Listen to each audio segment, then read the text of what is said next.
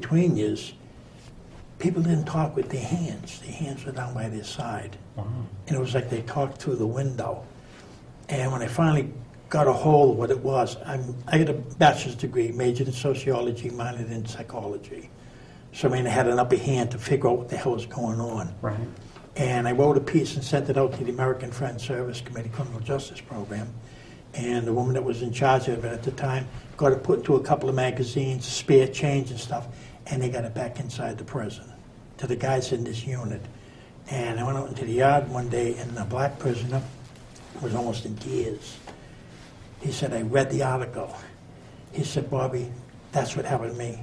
He says, I was in the visitor room. He said, I thought I was losing my mind. Right? Now the visitor room's a glass cage. Right? And there's two metal stools on the visiting side, one on the prisoner side with the phone. And he's trying to talk to his wife, and the kids are playing. As the kids moved, he looked at them, came back, lost the conversation with the wife. Never experienced anything like that, thought he was losing his mind. Right. You know, because I mean, it's really disruptive. And after a while under those conditions, you end up talking to your TV. Disassociation happens like that. I don't care how sharp you are. You know, it's going to happen to you. I had eventually just took my TV and stuck it underneath the counter. And then things happen to you. There's like microaggressions in there. When they cook the food, it comes in a tray that has a cover on it, and they put it in the microwave. So your sugar, salt, pepper is soaking wet. So you have to dry it out. The next day, you take the wet stuff, you put it up there, and you use the dry stuff for your food. Now, every time they come in the cell, they take that. You know, and it's like a microaggression, but the thing is like, you know, this ain't contraband. This is like food that I can't put on. You're screwing it up. You're not giving it to me dry. You're giving it to me wet. And the hate and anger just slowly builds up on you. Sure. Now, the type of guards that are in these units are usually individuals who can't make it in population. So they stash them in there.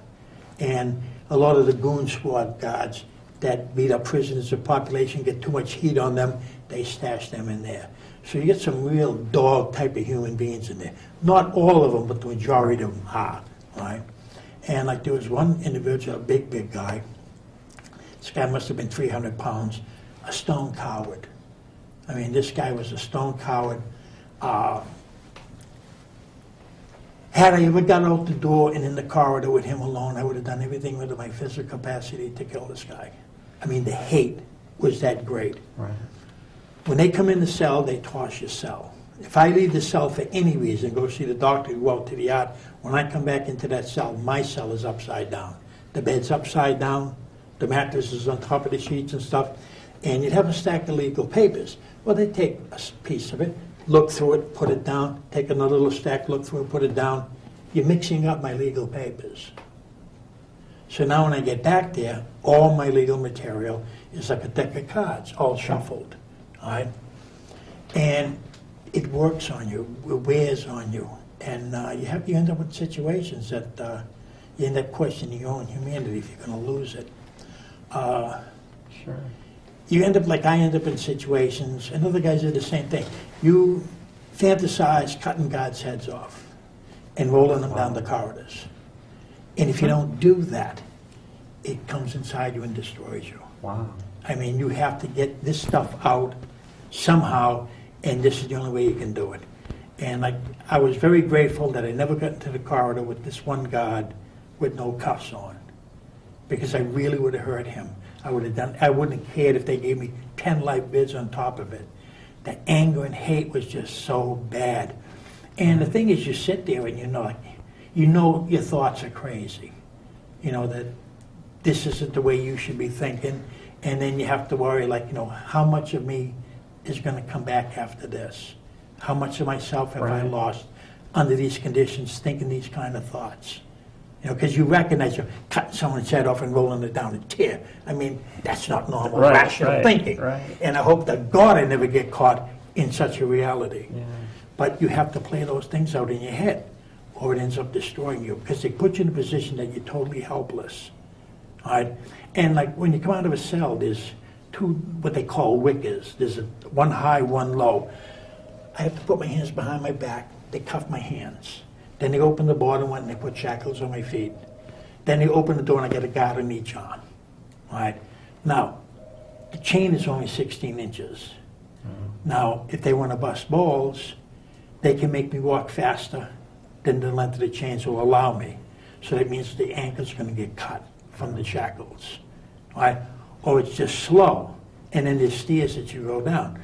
I mean, umpteen guys have been pushed downstairs. Right. And these are the natures of this type of person. And the one I was in was a 124-man unit. And I would say there had to be at least 24 mentally ill prisoners. Because this is where they stash them. Sure. They can't work with them in general population, and their insanity isn't high enough to get them into a mental institution. Like Walpole Prison, it's like $45,000 a year. In the mental institutions, it's higher than that. You're talking like $78, $79 a day to keep them in that kind of a condition. Sure. So it costs them money putting them mentally ill in the. So it's easier to stash them in a segregation unit. And the insanity is that they can be in there for years, and people are taken directly from there and dropped into the community. Right. That's criminal. Right. It's crazy. So, well, yeah, very crazy. So after all this, after they do this to you, then they put you on the street and expect you to be okay. And it doesn't work. Expect you to be reformed. And guys come out, they get out in the street and commit horrendous crimes. All that anger and hate, whoever's the first person that opens that door, they catch it. Be it law enforcement or regular junk use citizens. I'm not surprised. Yeah, and the same thing happens in prison population. Is inside that environment, nobody's in your space. Once you come out into population, they open up all the doors, and all of a sudden you're surrounded with people. Instant panic attack. Oh, sure. And people become assaultive. They get paranoid. And they say, well, see that, he's assaultive. No, he's assaultive because you put him in that condition for so long, he's incapable of functioning in an open society. Right. You incapacitated him. You've trained him to behave with restricted space. Oh. Exactly. We have a call. We have a phone call. Shall we take this? Good evening, nlcTrans. You're on the air. Hi, my name is Kathy, and I'm calling from Florida. Hi, Cassie. Hi. Hi, how are you? So I'm taking it you can't see us. Yeah, no, I can't get it on there. Okay, so what can we do for you tonight?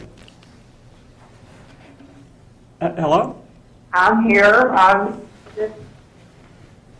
just wanted to call in and I don't know. I wanted to ask about starting a new chapter for Florida, like on the T.a.L.L group. Oh, yes.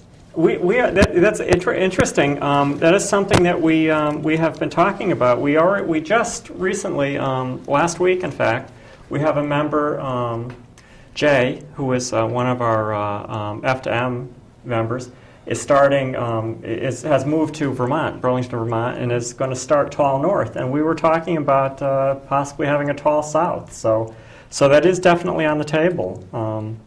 If you'd like to contact us off the air, we can certainly talk about doing that. We would love to spread out everywhere.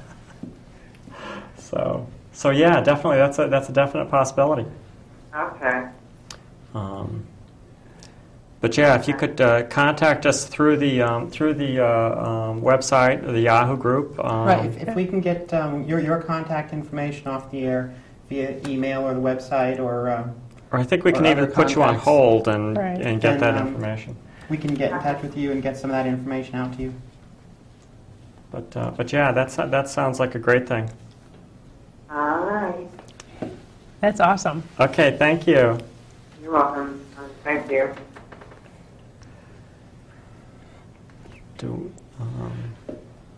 Hold it. Okay. I'm not sure. Anyway, so one of the things that I wanted to ask you about, and obviously I don't want to go to prison, and nobody here does, and certainly you know what it's like. We don't, but having talked to you, I certainly don't want to go there. But we have sort of a strange situation in that